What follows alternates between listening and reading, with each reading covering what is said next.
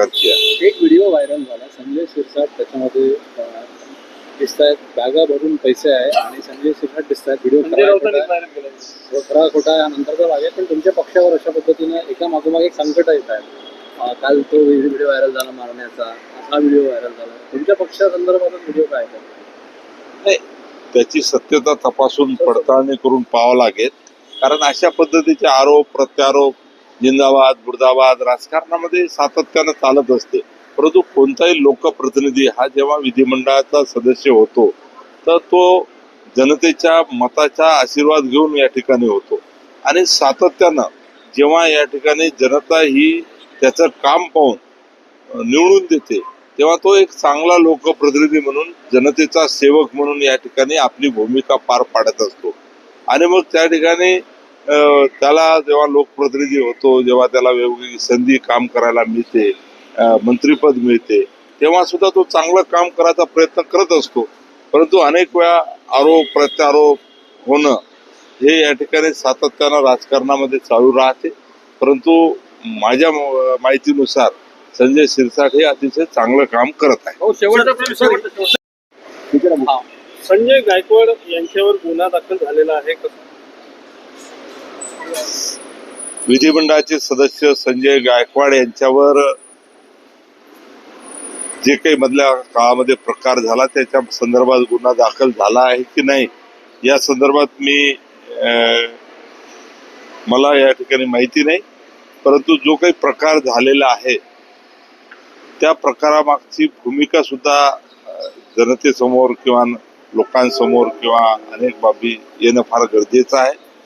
अनेक वर्षापासून विधिमंडळाच्या सदस्यासाठी जे काही आमदार निवास आहे त्या परिसरामध्ये जी कॅन्टीनची व्यवस्था आहे आम्ही सुद्धा त्या ठिकाणी राहिलो आहे आणि मग वारंवार सूचना देऊन सुद्धा त्या ठिकाणच्या कॅन्टीनमध्ये खानावळीमध्ये जेवण सुधारत नाही आणि त्या सुधारणा व्हावी अशा पद्धतीची सर्वच विधिमंडळाच्या सदस्याची मागणी विधिमंडळाचं जेव्हा अधिवेशन सुरू असते तेव्हा नेहमी राहते. आपण पाहिलं असेल नागपूरला सुद्धा अशाच पद्धतीची तक्रार विधिमंडळाच्या परिसरातल्या कॅन्टीनच्या संदर्भात किंवा इथं आमदार निवासच्या संदर्भात किंवा मुंबईमध्ये अशा पद्धतीच्या तक्रारी सातत्याने येत असतात. याच्या अनेक तक्रारी सुद्धा सातत्याने सदस्य करत असतात.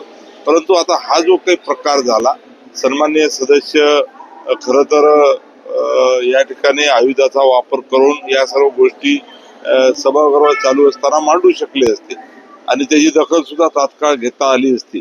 परंतु ज्या पद्धतीचं या ठिकाणी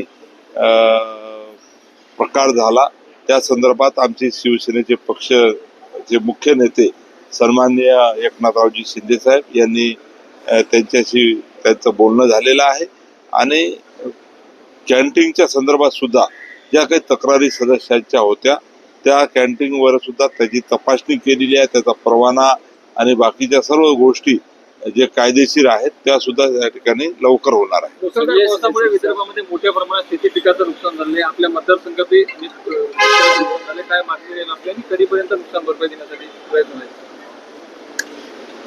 अतिवृष्टी किंवा सततचा पाऊस याच्यामुळे मोठ्या प्रमाणात विदर्भामध्ये पाऊस या ठिकाणी पडतोय, आताही सुरू आहे आणि त्यामुळे सततचा पाऊस पडल्यामुळे जी काही पिकं होती ती पिकं कोंबली आहे, थोडीशी करपलेली आहे, पानं त्याचे पिवळे पडलेले आहेत.